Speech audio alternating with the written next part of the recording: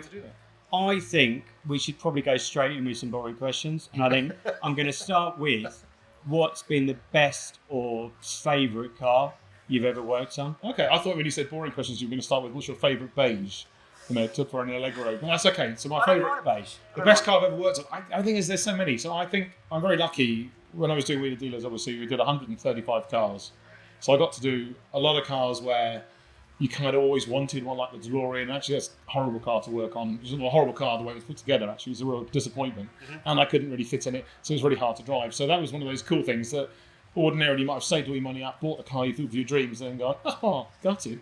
But I actually didn't have that choice. I do 2 weeks' work, and it's like, no good, off it goes. Okay. So, but the favourite one's probably, the Lamborghini Huracan. That was amazing. So that had the flat plane V8, sound absolutely amazing. Yeah. Did the test drive actually in the Dolomite Mountains. So you've got that kind of Matt Monroe kind of thing going on in your head, driving up these winding roads. This amazing sounding engine. It was gorgeous, and it was the earlier one. So it only had the 2.5 litre engine, but it had all the chrome bumpers of it, and it had a wonderful beige interior actually, and the kind of almost Alcantara thing. It was gorgeous. Yeah. And I liked it so much, even though we weren't really allowed to buy them from the show. I just got my agent to buy it for me. I had to pay, so I had all that work, and then I had to pay top money for it to win it. Have you still got it? No, because we went to America after that. So literally after about a year, I got to drive it, did things like Carfest, and drove it around. We went to a couple of Lamborghini events and stuff. And it was really good fun, but it wasn't a car you could go pop down to the shops in, because the carburetors, there were so many of them, thousands of them. How many thousands? Well, at least. It seemed like that. They always need to be tuned. Like, you've run it for almost half an hour, and it's, could do with another tune. It's like really, so I think if I'd kept it, I probably would have gone sacrilegiously with a bit of fuel injection just to make it drivable. Because we had friend Tim come and tune it for us. He had an amazing year. He's actually a sort of Ferrari mechanic, but he did all kind of exotica. Yeah. And we went to such efforts explaining how we're doing all the tuning, all this stuff. And then, of course, we then put it in a trailer, take it down to Italy, and then get it out of the box, up a mountain. Strangely, of course, it's all out of tune. You have to start again on the side of the road. So it's one of those cars where if you're really passionate, it's kind of fun. But obviously, as a daily driver, not so much. But that one drive was amazing. Just one. I mean, that's a thorough answer. Sorry, yes, but there are other favourites. I've gone off at a bit of a tangent. I'm thinking about beige. So I'm getting a bit off scoop now. Beige, I always associate with corduroy as well. Yes. Have you worked on any cars that got corduroy upholstery? I have. No, what was that? I think I had a Vauxhall Belmont. I have a feeling which was, I think that actually was possibly had that kind of corduroy interior. It was kind of like teddy bear colour. I'm just trying to think what else. I mean, have you ever had one of those? No. I'm just spinning out there. I've never had. No, I'm pretty sure it was. It's kind of like it's because it's more comfortable than leather in a way. Yeah. It's kind of more hugging, It's just like sort of cosseting, I guess is the right word. But it's sort of, but at the same time, obviously, it can chafe if you're wearing full checkers. It could be a nightmare. Yeah. Well, I think that we won't go off tangent again. I think that's fine. So I'm occasionally looking at my notes. So I've got bit off spec here. It doesn't have to be cars. So if you could design a motor with no constraints on physics, materials, or money, what would you design and what would you use it for? And I guess we're talking, in fact, are we talking motor as in a sort of like a prime mover, or are we talking motor as in a car? It could be either. Okay. I'm going to leave that to you. Well, I think it'd be quite cool if obviously if physics wasn't a problem. I think then if the prime mover itself would be something that could actually fold space and time, that'd be quite cool, because then it would certainly cut journeys down, wouldn't it? You could avoid traffic quite easily. Yeah. You might end up in the wrong millennia. That could be a problem. Yeah. Or even the wrong place in the universe. But I mean, beyond that, I think once you got over those issues, that'd be quite a cool thing. If it was just a car, obviously I'm very much into amphibians. Yeah. So if I've already got an idea in my head of something I'm trying to design. So basically, it's going to be it's a high-speed amphibious electric vehicle. Basically. So I'll get onto the other project in a second, but this is a bit further down the line. And I found this amazing company. I was going to invent it, and I thought I'm just going to check, because stuff gets invented all the time, and there's some brilliant Italian company make these kind of electric pods, the pod motors, and I think I've got a way of making a funky gearbox that means you can kind of have drive for your wheels, and also drive to the pod, depending on what mode you're in. So if I can pull that off, then you will see that in some years' time. It'll be rather wonderful. It's going to go back on my amphibious RV, which is my current project. Okay, and talking of bending of time, obviously you mentioned the DeLorean. Yes. Surely you could go down that route as well. That's true, but I would use something more reliable. Yeah, no, that's fair. That's a fair point. But the stainless steel body was a bonus for that, wasn't it? Yeah. That did help with time travel, I think, from what I remember. So. Yeah, apparently. They should have had a stainless steel chassis. That was their biggest bugbear, I think. Yeah, I mean, they didn't pick that up on the film. No, that's fair enough. So, a bit more serious now. Okay. So, electrification of classic cars is kind of a thing. Yeah. And some people love it, some people hate it. Synthetic fuels is probably the way forward. What are your thoughts for the future of that whole electric? Yeah, well, I think it really depends on what the car is and what kind of application you're going for. So a Citroen DS, it was always about the looks, and it's a gorgeous, gorgeous car. Nothing about the engine. Okay, yeah, sure, you have to keep things spinning, and you want to get suspension pumps working and all that. So I think that would be a perfect car to electrify. Mm-hmm. But I think if it's a Mustang, Dodge Charger, something like that, where the engine's all about the engine, you absolutely want to be just running that on sustainable fuels. Yeah.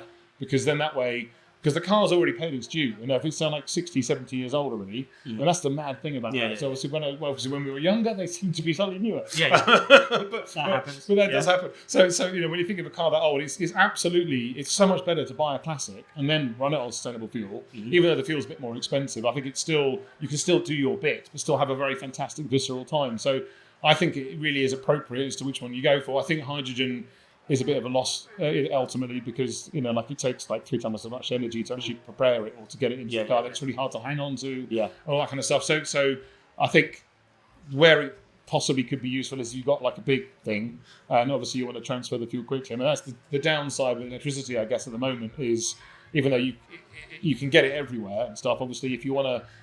Depending on how hardcore your driving is, essentially, if you want to do a really, really long journey, you don't want to stop that much, then obviously charging a really big thing that is quite thirsty for energy would be problematic, which is where people like JCB are playing around with the hydrogen angle. Yeah. Whereas I think, and that's where the sustainable fuel would just be easier, but then you've got to be able to get hold of it. So until we can get sustainable fuels in all the pump gas around wherever you happen to be stopping, I guess that's something else to think about as well. Yeah.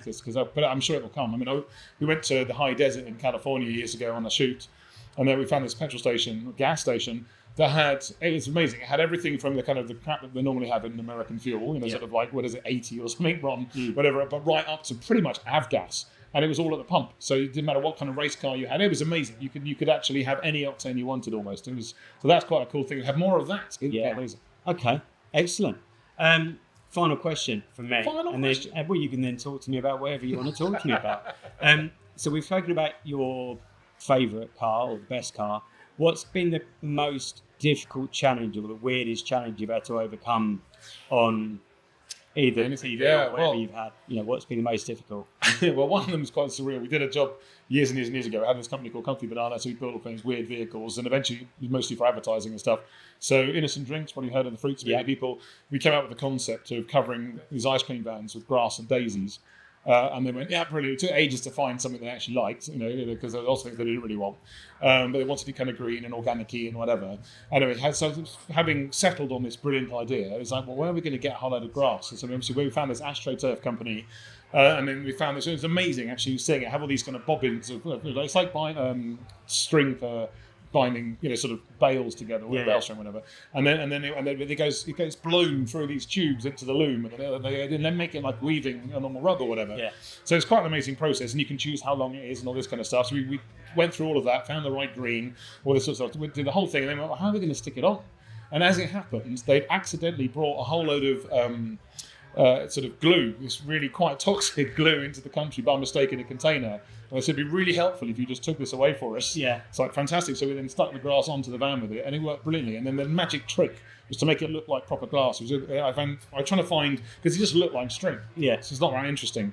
So then it's like, well, how else do we do that? So I was just thinking around. I thought, just got an angle grinder with one of those kind of twisted brush things for getting rid of rust. Yeah. Let's give it a go. And so we kind of just tried to shred the grass, and it looked amazing. I mean, but then you have it to then basically angle grind grass on an entire ice cream van. It was quite a surreal moment, but that was a fun one to fix. But it's not probably what you were thinking. I mean, I think probably most recently, I guess, with the Cadillac, actually, because that's our favourite car. So we did the 1916 Cadillac. We were going to go and do the Peking to Paris rally with, and I'm hoping we're going to get to do that at some point. Mm-hmm. And when we bought that, it was quite a significant car, because the 1916 car was basically the first with electric start, for across the world, first production car.